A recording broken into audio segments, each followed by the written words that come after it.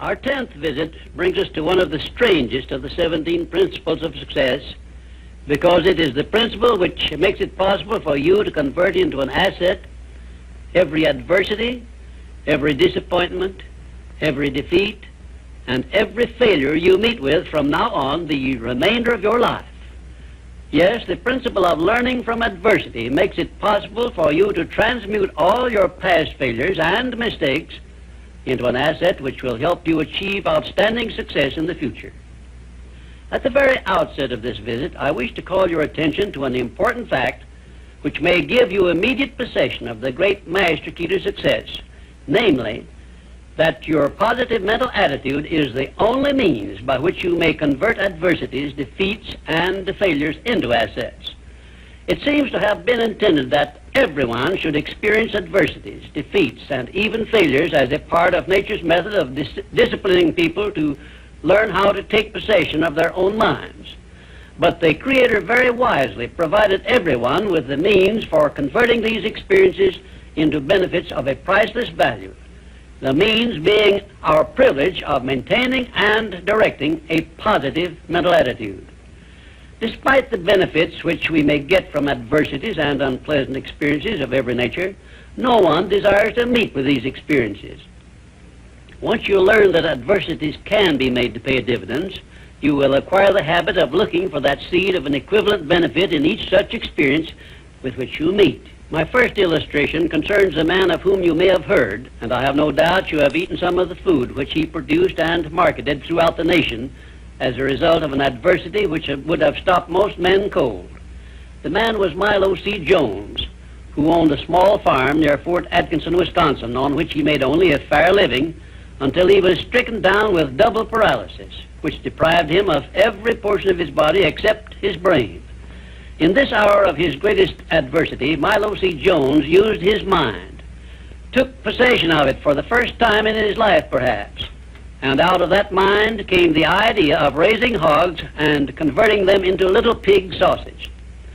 And on that same farm where previous to that adversity he made only a mere living, he found the seed of an equivalent benefit that compensated him for the loss of the use of his body and lived to see little pig sausage yield him a huge fortune.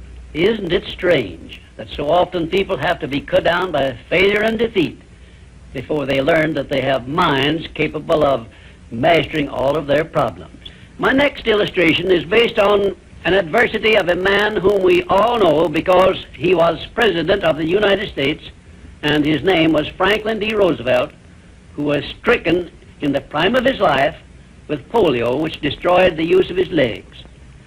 Instead of sitting on a street corner with a tin cup and some lead pencils, as many another might have done under similar circumstances, Franklin D. Roosevelt transmuted his affliction into a buildup of his self-reliance and lifted himself to the highest position available to mankind anywhere on this earth, got that position and held it until he passed on, held it longer than had any previous president.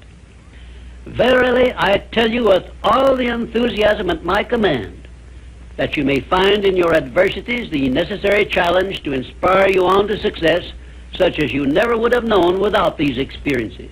Right here, may I remind you of the great importance of following the principle of a positive mental attitude, because this is the principle you will need most in converting unpleasant experiences into assets. My next illustration involves a very intimate personal experience of my own, which began when my mother passed on. I was 8 years of age. I know that the loss of one's mother at any age usually is regarded as an irreparable loss which offers no possible benefits. But even in the loss of loved ones, we may find that there is a seed of an equivalent benefit. I found that seed in one of the most wonderful persons I have ever known when my father brought home my new mother. It was she who inspired me to prepare myself for the opportunity I was to receive later in life when I met Andrew Carnegie and received from him the commission to organize the world's first practical philosophy of personal success. Had it not been for the loss of my mother, I would not now be having this visit with you, and my books would not now be serving to help millions of people throughout the world to find their places in life. Nothing is ever so bad or so unpleasant that it may not yield some benefit if we keep a positive mental attitude toward the experience and make it a habit to look for that seed of an equivalent benefit. This, of course, involves the application of that important success principle, personal initiative. Now I come to an illustration which involves our great American way of life and all the personal freedom and opportunities we enjoy under our way of life. And it begins with our defeat of the British in 1778. Probably every Britisher believed that the loss of the American colonies was an irreparable loss which offered no possible benefits. Yet you and I know that if we had not defeated the British and made ourselves rich and powerful, the British Empire probably would have been wiped out in World Wars I or II.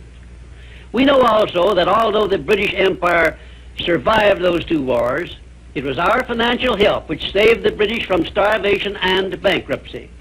So, today, every Britisher should give thanks for the defeat of Lord Cornwallis's armistice, because that defeat finally became the means of survival of the British Empire.